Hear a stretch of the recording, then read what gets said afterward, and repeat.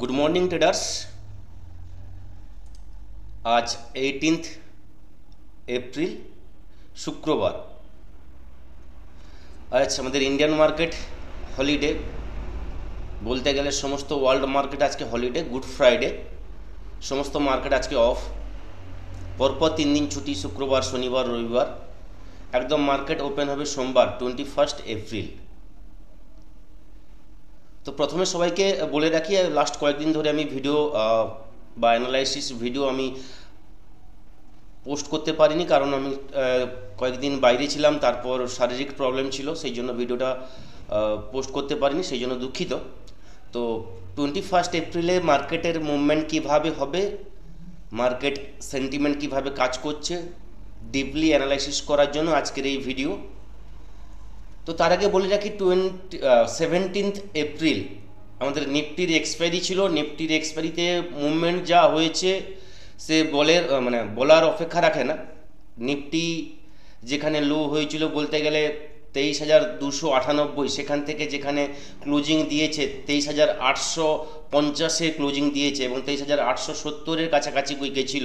মানে ডে লো থেকে day high বলতে গেলে 550 পয়েন্ট লাইভ মার্কেটে নিফটি র্যালি করেছে, মানে খুব ফাটাফাটি মুভমেন্ট দিয়েছে। ব্যাঙ্ক নিফটি বলতে গেলে 1170 পয়েন্ট পজিটিভে ক্লোজিং দিয়েছে, যেখানে প্রায় 1200 পয়েন্টের কাছাকাছি মুভমেন্ট দিয়েছিল। সেন্সেক্স 1500 পয়েন্ট পজিটিভে ক্লোজিং দিয়ে দুর্দান্ত মার্কেট গেছে।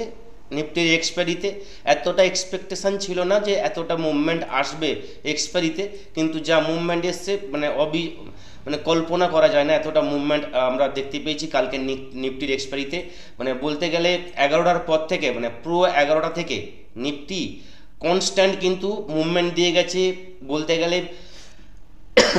কোনো রেড ক্যান্ডেল তৈরি হয়নি, মানে 11টার পর থেকে কোনো রেড ক্যান্ডেল তৈরি হয়নি, বলতে গেলে সমস্ত ক্যান্ডেলগুলোই গ্রিন।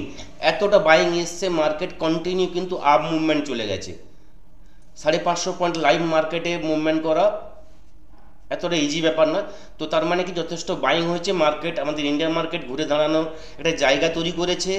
এবং বলতে গেলে ব্যাঙ্ক নিফটি অল টাইম যে হাই ছিল, অল টাইম হাই থেকে প্রায় সামান্য কিছু পয়েন্ট থেকে গেছে অল টাইম হাইকে টাচ করতে। যদি আমরা অল টাইম হাই দেখি ব্যাঙ্ক নিফটির, যে অল টাইম হাই হয়েছিল সেটা হচ্ছে আপনার ব্যাঙ্ক নিফটি 54,467, এটা ব্যাঙ্ক নিফটির অল টাইম হাই ছিল। আর কালকে যে ব্যাঙ্ক নিফটি হাই করেছিল 54,407, মানে 60 পয়েন্ট বাকি থেকে গেছে অল টাইম হাইকে টাচ করতে। দুর্দান্ত র্যালি। তো এবার দেখতে হবে 21 এপ্রিল মার্কেটে মুভমেন্ট কি হবে, মার্কেটের সেন্টিমেন্ট কি কাজ করছে, মার্কেটে এখান থেকে কি মার্কেট আরও কতটার উপরে উঠতে পারে বা না এখান থেকে মার্কেট বটম তৈরি করে টপ তৈরি করে এখান থেকে নামবে কিনা, সেটা আমাদের একটা আলোচনার বিষয় বা এটা আমাদের অ্যানালাইসিস সবার। তো এই জায়গায় যাওয়ার আগে প্রত্যেকে বলে রাখি, এটা এমকে ট্রেডিংয়ের ডিসক্লেমার সবাই দেখে নিন। ডিসক্লেমার দেখে সবাই ট্রেড করবেন। এমকে ট্রেডিং অথবা আমি কোনোভাবেই আপনাদেরকে বাই বা সেলের রেকমেন্ডেশন করি না। এখানে ভিডিওতে যা কিছু ইনফরমেশন দেওয়া হচ্ছে টোটালটাই কিন্তু এডুকেশন পারপাসের জন্য। আরেকটা ইনফরমেশন দিয়ে রাখবো, আপনাদের প্রত্যেকেই বলে রেখেছি লাস্ট কয়েকদিন ধরে আমাদের অপশান মন্ত্রা যে নতুন ট্রেনিং ক্লাস শুরু হচ্ছে 20 এপ্রিল, মানে এই রবিবার সকাল 10টার সময় ক্লাস শুরু হবে অফলাইন ক্লাস। এটা অনলাইনেও শুরু হবে মঙ্গলবার থেকে। তো অফলাইনে শুরু হচ্ছে রবিবার থেকে সকাল 10টায়। যারা অপশান মন্ত্র অপশান ট্রেডিংয়ের স্টক ট্রেডিংয়ের এ থেকে Z candlesticks chart pattern indicator strategy base scalping swing intraday কীভাবে ট্রেড করবেন, স্টক কীভাবে সিলেক্ট করবেন, সমস্ত কিছু ডিপলি শেখানো হবে। এই কোর্স শুরু হচ্ছে রবিবার সকাল 10টা থেকে ক্লাস শুরু হবে। যারা এই ক্লাস করতে চান বা যারা যোগাযোগ করেছিলেন প্রত্যেকেই বলবো, নাম্বার দেওয়া আছে 8617423277, এই নাম্বারে আপনারা কন্ট্যাক্ট করুন। এই নাম্বারে কন্ট্যাক্ট করলে কিন্তু আপনাকে টোটালটাই গাইড করা হবে। আপনারা হোয়াটসঅ্যাপ করতে পারেন এবং কন্ট্যাক্ট করে নিতে পারেন। এবার যদি আমরা নিফটির অ্যানালাইসিসে আসি, তাহলে বলবো নিফটি জায়গায় বন্ধ হয়েছে 23,850, এই জায়গায় বন্ধ হয়েছে। আমাদের মার্চে নিফটির হাই ছিল 23,870 এবং কালকে যেটা হাই তৈরি করেছিল 23,872। তো এটা একটা আমাদের কাছে বড় রেজিস্ট্যান্স সামনের র্যালিতে। এবার সোমবার যদি আপ মুভমেন্ট করে বা নিফটি যেখানে যদি গ্যাপ আপ ওপেন হয়, এবং তাহলে কিন্তু নিফটির ক্ষেত্রে পরপর যে জিনিসগুলো আসবে 24,000-এর লেভেল এবং 24,200 লেভেল, এই লেভেল কিন্তু আমরা দেখতে পাবো। 24,000 এবং 24,200, 220-25-এর লেভেল আমরা দেখতে পাবো। এবার নিফটি যদি গ্যাপ ডাউন ওপেন হয় এবং গ্যাপ ডাউন ওপেন হওয়ার পর মার্কেট যদি সেখান থেকে আপ মুভমেন্ট যাওয়ার চেষ্টা করে, নিফটির কাছে প্রথম যেটা বাধা হয়ে দাঁড়াবে 24,850 থেকে 24,900, এই লেভেল ফার্স্ট রেজিস্ট্যান্স থাকবে নিফটির ক্ষেত্রে। এই রেজিস্ট্যান্স যদি ব্রেক করে যায়, নিফটির আমাদের ফার্স্ট টার্গেট থাকবে 24,200। এটা একটা বড় টাইম ফ্রেমে, এবং ছোট টাইম ফ্রেমে যদি আমরা দেখতে যাই, নিফটির যে প্রথম যে টার্গেট থাকবে 24,000-এর লেভেল এবং 24,130, তারপর হচ্ছে 24,222, এই লেভেল কিন্তু সোমবারের জন্য আমরা দেখতে পাচ্ছি যদি নিফটি 24,900-র উপরে র্যালি করা শুরু করে। বড় টাইম ফ্রেমে দেখতে পেয়ে গেলে নিফটির কিন্তু 24,200 ক্রস করে গেলে নিফটির যে 24,800 লেভেল কিন্তু ওপেন হয়ে যাচ্ছে। তো 24,800 পর্যন্ত এখন আমি যাচ্ছি না, ফার্স্ট আমার থাকবে 24,200 লেভেল, নিফটি আমাদের একটা ফার্স্ট টার্গেট থাকবে। তো 24,200 মানে একেবারে একটাই টার্গেট থাকবে না, 24,900-র উপরে গেলে আমরা শর্ট টার্গেট নিয়ে ট্রেড করব, যেখানে ফার্স্ট টার্গেট থাকবে 24,000 এবং 24,125 থেকে 130, এবং থার্ড থাকবে 24,200। 24,200-র উপরে যদি নিফটি ক্লোজিং দেয়, তারপর যে লেভেলগুলো আসবে 24,350, 24,550 এবং 24,800, এই লেভেলগুলো কিন্তু খুলে যাবে। ওভারঅল মার্কেট কিন্তু ডিপ অন বাই 24,900-র উপরে গেলে মার্কেটের সেন্টিমেন্ট কিন্তু চেঞ্জ হয়ে যাবে। মার্কেট লাস্ট যে কারেকশন নিচ্ছিল বা যে ওয়েভে চলছিল, সেই ওয়েভ কিন্তু কেটে যাবে 24,900 বা 24,850, যেখানে মার্কেট আছে এর উপরে ক্লোজিং আমরা দেখতে পেয়েছি 24,850-এর উপরে। এর পরের দিন মানে সোমবার যদি এর উপরে আবার ক্লোজিং দেয়, তাহলে কিন্তু উপরের যে দরজাগুলো আমাদের পরপর কিন্তু কাছে চলে আসবে। এবার ডাউনের দিকে যদি বলি, নিফটি 24,800-24,800-র নিচে এলে একটা ছোটোখাটো ডিপ নিতে পারে, যেখানে 24,730 এই লেভেল পর্যন্ত আমরা দেখতে পারি। 24,700-র নিচে যদি ট্রেড করা শুরু করে বা 24,730-এর নিচে, তাহলে কিন্তু 23,630 এই লেভেল কিন্তু দেখতে পাবো। 23,800-র নিচে ট্রেড করা শুরু করলে 23,732 এবং 23,630 এই লেভেল কিন্তু আমরা দেখতে পাবো। তো আমার মনে হয় এই লেভেল যদি আসে, এখান থেকে কিন্তু বাইংয়ের আবার অপরচুনিটি আসবে, যেখানে কিন্তু আমরা 23,850 লেভেল কিন্তু এখান থেকে আবার আমরা পুনরায় দেখতে পাবো। এবং 23,850-এর উপরে ক্লোজিং দিলে পরপর যে লেভেলগুলো বললাম, এই লেভেলগুলো কিন্তু আমরা দেখতে পাবো।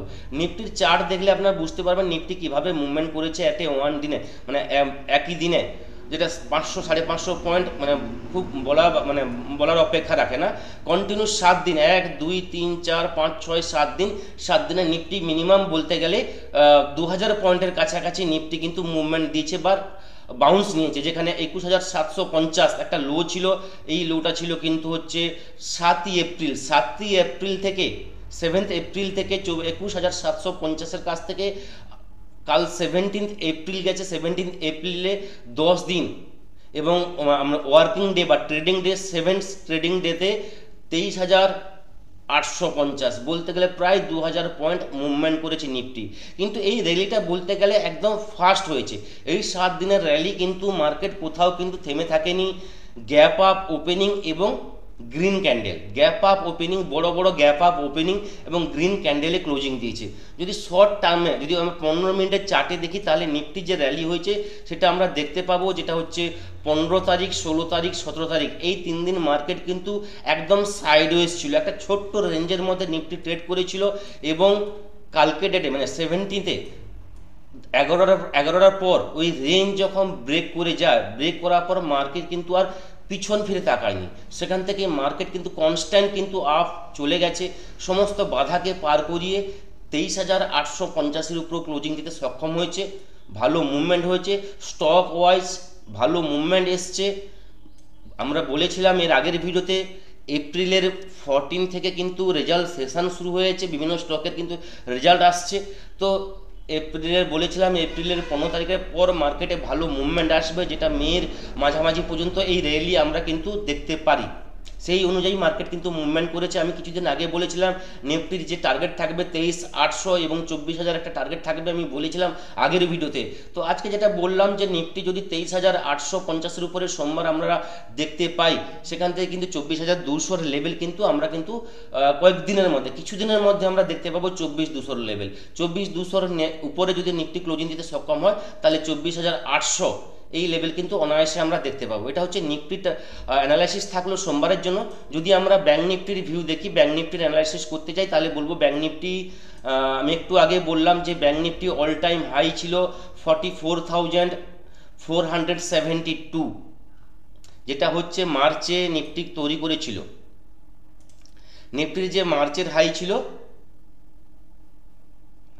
54,467, এই হাইটা ছিল মার্চে। আর কালকের যে ব্যাঙ্ক নিফটির হাই ছিল 44,407, এই হাই কালকে টাচ করেছিল এবং 60 পয়েন্ট বাকি থেকে গেছে অল টাইম হাইকে ব্যাঙ্ক নিফটি টাচ করতে। ব্যাঙ্ক নিফটি কালকে মর্নিং থেকে পজিটিভ মুভমেন্ট ছিল নিফটি, তাও কিছুটা মর্নিংয়ে ফার্স্ট হাফে একটা সাইডওয়েজ টু নেগেটিভ ট্রেড করা শুরু করেছিল, কিন্তু ব্যাঙ্ক নিফটি ওপেনিং থেকে কিন্তু পজিটিভ একটা র্যালি শুরু করেছিল এবং খুব দুর্দান্ত মুভমেন্ট করেছে, যেখানে বলতে গেলে প্রায় 1200-1300 পয়েন্ট একটা মুভমেন্ট দিয়েছিল, সেখানে 1172 পয়েন্ট পজিটিভে ব্যাঙ্ক নিফটি ক্লোজিং দিয়েছে। ব্যাঙ্ক নিফটির যে নেক্সট লেভেল আসছে, আমার যেটা মনে হচ্ছে ব্যাঙ্ক নিফটি কিছুদিনের মধ্যে 56,050 এই লেভেল টাচ করবে। যদি আমরা ফিবোনাচি রিট্রেসমেন্ট দেখি, আমরা ফিবোনাচিতে যদি আমরা দেখি, তাহলে কিন্তু দেখতে পাবো ফিবোনাচি রিট্রেসমেন্টে, তাহলে কিন্তু ব্যাঙ্ক নিফটির যে নেক্সট টার্গেট থাকবে 56,050, এটা আমরা কিছুদিনের মধ্যে দেখতে পাবো। কিন্তু শর্ট টার্মে যদি ছোট ছোট আমরা টাইম ফ্রেমে দেখি, তাহলে ব্যাঙ্ক নিফটির কাছে বড় যে রেজিস্ট্যান্স, ফার্স্ট যে রেজিস্ট্যান্স ওকে ফেস করতে হবে 54,500, এই লেভেলটা কিন্তু ব্যাঙ্ক নিফটিকে ক্রস করতে হবে। এই লেভেলের উপরে যদি ব্যাঙ্ক নিফটি ট্রেড করা শুরু করে, ব্যাঙ্ক নিফটির যে নেক্সট যে টার্গেটগুলো থাকবে 54,700, 54,990 বা 55,000, তারপর 55,250, 55,425, 55,700 এবং 56,000, এই লেভেলগুলো কিন্তু পরপর কিন্তু ব্যাঙ্ক নিফটির ক্ষেত্রে আসবে। তো ব্যাঙ্ক নিফটি যদি সোমবারের ডেটে গ্যাপ ডাউন ওপেনিং হয় এবং তারপর সেখান থেকে মার্কেট যদি বাউন্স নেওয়া শুরু করে আপ ট্রেন্ডে এবং 54,500 লেভেলকে যদি ক্রস করে ট্রেড করা শুরু করে, সেখান থেকে কিন্তু একটা আপ মুভমেন্ট আসবে। ফার্স্ট যেটা আমাদের টার্গেট থাকবে 54,700, 54,990 অথবা 55,000 লেভেল বলতে পারেন, এর উপরে ট্রেড করা শুরু করলে 55,250, 55,420 এবং 55,700, 56,000 এই লেভেলগুলো কিন্তু আমরা পরপর কিন্তু আমরা দেখতে পাবো। হ্যাঁ, 56,000 লেভেল বলেছি মানে এই নয় যে উইথিন 1 উইক চলে আসবে, হ্যাঁ 1 উইকের মধ্যে চলে আসতে পারে, কিন্তু আসছে কয়েকদিনের ভিতরে ব্যাঙ্ক নিফটির আসছে, মানে কয়েকদিনের ভিতরে 2000 পয়েন্ট একটা র্যালি আমরা কিন্তু দেখতে পাচ্ছি। যতক্ষণ পর্যন্ত 54,500 উপরে ব্যাঙ্ক নিফটি ট্রেড করা শুরু করবে, এই লেভেল কিন্তু আমাদের কাছে দরজাটা খুলে থাকবে। ব্যাঙ্ক নিফটি যদি আমরা ডাউনের দিকে ট্রেড করি, তাহলে বলবো ব্যাঙ্ক নিফটি যতক্ষণ না 54,000 লেভেলের নিচে ট্রেড করা শুরু করছে, ব্যাঙ্ক নিফটিতে কিন্তু বড় ফল কিন্তু আসবে না। এবং যদি ছোট টাইম ফ্রেমে আমরা দেখি বা একদম ছোট যদি লেভেল দেখি, ব্যাঙ্ক নিফটি যদি 54,110 এর নিচে ট্রেড করা শুরু করে, তাহলে কিন্তু ব্যাঙ্ক নিফটির একটা ডাউন ট্রেন্ডে আমরা ট্রেড দেখতে পাবো, যেখানে ফার্স্ট টার্গেট থাকবে 53,760 এবং 53,550, এই লেভেল পর্যন্ত ম্যাক্সিমাম ব্যাঙ্ক নিফটি আসতে পারে। কিন্তু এখান থেকে কিন্তু ডিপ অন বাই আসবে ব্যাঙ্ক নিফটির ক্ষেত্রে। যদি এটাকে আমরা 15 মিনিটে কি 30 মিনিটস চার্টে দেখি, তাহলে কিন্তু আরও জিনিসটা আমরা ক্লিয়ার করে আপনাদের কাছে বলতে পারবো। ব্যাঙ্ক নিফটির যে জায়গায় বন্ধ হয়েছে সেখান থেকে যদি ডাউনের দিকে আমরা ট্রেড করি, ব্যাঙ্ক নিফটির প্রথমেই বলবো যদি ডাউনের দিকে ট্রেড করি, তাহলে 54,000 যেটা বললাম, এই যে 30 মিনিটে 53,970 নিচে যদি ব্যাঙ্ক নিফটি ট্রেড করা শুরু করে, তাহলে কিন্তু সেখান থেকে একটা ডাউনফল আসবে, যেখানে ফার্স্ট টার্গেট থাকবে 53,900 এবং সেকেন্ড যেটা থাকবে 53,550 এবং থার্ড যেটা থাকবে 53,460, এই লেভেলগুলো কিন্তু আমরা পরপর কিন্তু দেখতে পাবো। কিন্তু যেখানেই থাকুক না কেন ব্যাঙ্ক নিফটি কিন্তু ডিপ অন বাই থাকবে। তো এই দিকটা কিন্তু মাথায় রাখতে হবে, কেন ব্যাঙ্কিং সেক্টরগুলো ভালো মুভমেন্ট দিয়েছে, ওভারঅল কিন্তু সেক্টর ওয়াইজ ভালো মুভমেন্ট আছে। তো মার্কেটে কিন্তু মুভমেন্ট আসবে।